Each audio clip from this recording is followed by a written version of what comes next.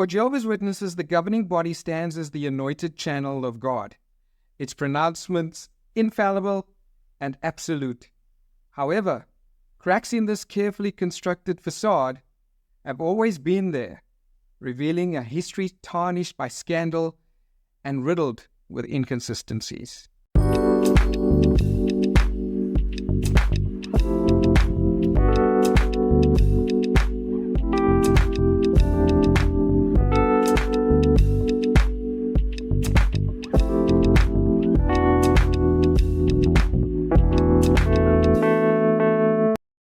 I want to preface this video by saying this. Keep in mind that the evidence, while third-hand or circumstantial, is from a number of independent sources and to an objective observer as the ring of truth. I have provided links in the comment section for more research and reading. Also keep in mind that governing body members don't just up and resign. They have to be forced out. Among the most glaring are the cases of 4 individuals: Chiy, Raymond France, Leo Greene, and Tony Morris, who once occupied the prestigious seats of the governing body, but were later unceremoniously deleted, their names scrubbed from the official publications and their existence airbrushed from collective memory. Their stories, shrouded in secrecy and veiled with euphemisms like personal difficulties, offer a glimpse into the underbelly of a supposedly divinely inspired organization, raising vital questions about its claim to legitimacy and casting a long shadow of doubt on its pronouncements.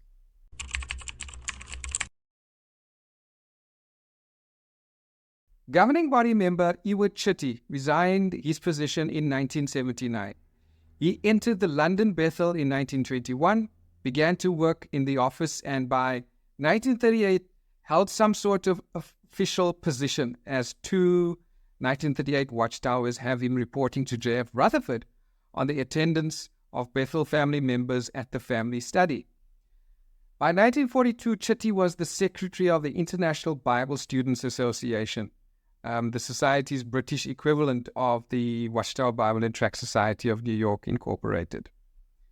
Somewhere along the line, he was appointed as secretary-treasurer of the International Bible Students Association, which position he held until his appointment to the governing body in November 1974.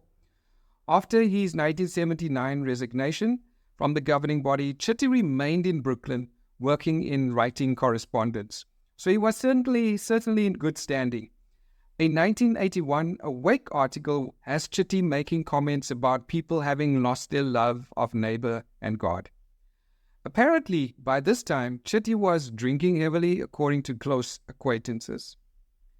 Likely this contributed to his being dismissed from Brooklyn and reassigned to the London Bethel a few years later. There he worked at an assignment of little responsibility, but was appointed an elder in a local congregation. Chiy died in 1993. The information regarding Chitty's supposed homosexuality is conflicting. He certainly made several observations in his 1963 life biography in the Watchtower that went in this direction. He'd been rooming with the same man for 30 years and gushed about him. Chiy appears to have preferred younger males as roommates while in Brooklyn.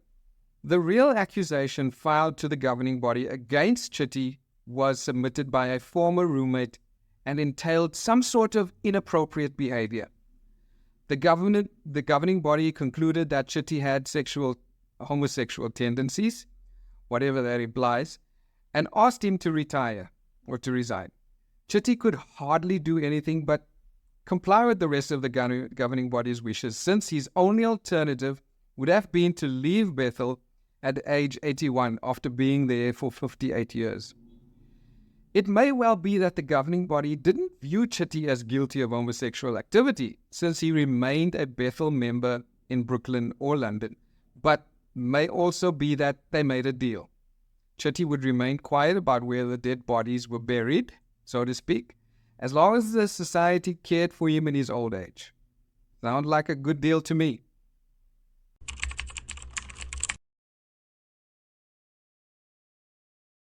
Arguably one of the most well-known former governing body members of the Jehovah's Witnesses is Raymond France. He was a member of the governing body of Jehovah's Witnesses from October the 20th, 1971, until his removal on May the 22nd, 1980, and served at the organization's world headquarters for 15 years, from 1965 until 1980. France stated the request for his resignation and his subsequent disfellowshipping resulted from allegations of apostasy. Following his removal, France wrote 2 books that related his personal experiences with the Watchtower Bible and Tract Society and his views on Jehovah's Witnesses, their teachings, etc. France's deletion was even more explosive. A respected scholar and author within the organization, he dared to question the governing body's interpretations of scripture and historical events. His book, Crisis of Conscience, exposed internal controversies and doctrinal inconsistencies, painting a picture of an organization more concerned with maintaining power than following truth.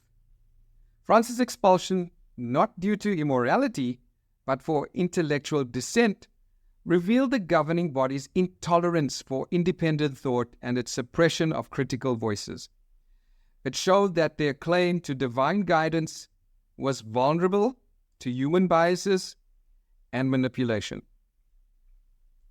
France's book, Crisis of Conscience, was instrumental in waking up many from the organization and confirmed many of the doubts that members had, and that includes me.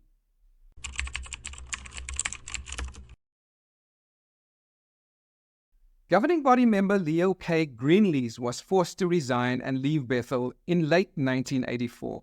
He entered the Toronto, Canada Bethel in 1936 and eventually becoming treasurer of the Canadian branch of the International Bible Students Association of Canada. In 1964, he went to Brooklyn Bethel, and in 1965 was elected as a director of the Society's New York Corporation. As a director, Greene automatically became a governing body member when that body was formally instituted in 1971. He often spoke at Gilead graduations and was the concluding speaker for the day at the Watchtower Centennial Business Meeting at Three Rivers Stadium in Pittsburgh. This happened on October the 6th, 1984. A 1982 Watchtower mentions him as being on the teaching committee of the governing body. Greenlees's last mention in Watchtower publications is in the December the 1st, 1984 Watchtower, where he is said to have passed out diplomas at the September Gilead graduation. In late 1984, Greenlees was allegedly convicted by the rest of the governing body of molesting a 10-year-old boy. The information is that the boy's parents had complained to the society and it took action. Greenlees was a friend of the family and often visited them. After leaving Bethel, Greenlees served as a special pioneer and eventually an elder in the downtown congregation in New Orleans, Louisiana. He died in the late 1980s. Now, interestingly, the boy who Greenlees allegedly molested applied for Bethel service a few years later, around 1991, and was rejected. Watchtower leaders apparently feared that other Bethelites would tell him the rumors about Greenlees, not knowing that he was Greenlees' victim, and caused the young man to know that justice had not been done. He might then have confirmed the rumors. Greenlees' removal in 1984 came amidst allegations of child sexual abuse. While the governing body publicly condemned such acts, their handling of Greenlees' case reeked of hypocrisy. Instead of reporting him to authorities and protecting potential victims, they simply removed him from his position, allowing him to continue mingling with children in local congregations.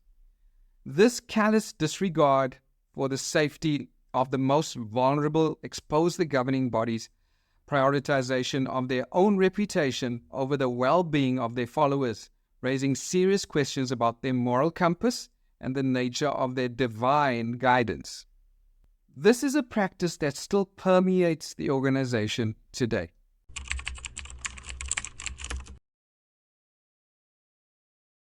And this brings us to our favorite deleted governing body member, Anthony Morris III, who met his downfall in 2023. Rumors of alcoholism and questionable conduct swirled around him, culminating in his quiet removal. Yet again, there was no official explanation, leaving witnesses to fill in the blanks with speculation and disillusionment. Morris's fall demonstrated that the governing body's claim to divine protection against sin was hollow, leaving their pronouncements vulnerable to human frailty and raising doubts about their true qualifications for their leadership. The pattern is clear. The governing body is not immune to scandal, nor is it above deleting inconvenient truths. Their selective application of accountability and opaqueness surrounding these dismissals speaks volumes about their commitment to transparency and truthfulness. The very act of deleting individuals from history, erasing their contributions and existence, reeks of authoritarianism and contradicts any claim to divine inspiration. If God truly appoints their leadership, why the need to rewrite history and silence dissenting voices? These dismissals expose the deep cracks in the governing body's carefully constructed facade of infallibility. They reveal an organization more concerned with maintaining power and control than with the spiritual well-being of its followers. The scandal surrounding these deleted members serves as a stark reminder that human frailty and error can infiltrate even the highest echelons of religious leadership, calling into question the legitimacy of the governing body's claims to divine inspiration and their right to wield absolute authority over the lives of millions. Until next time, bye for now.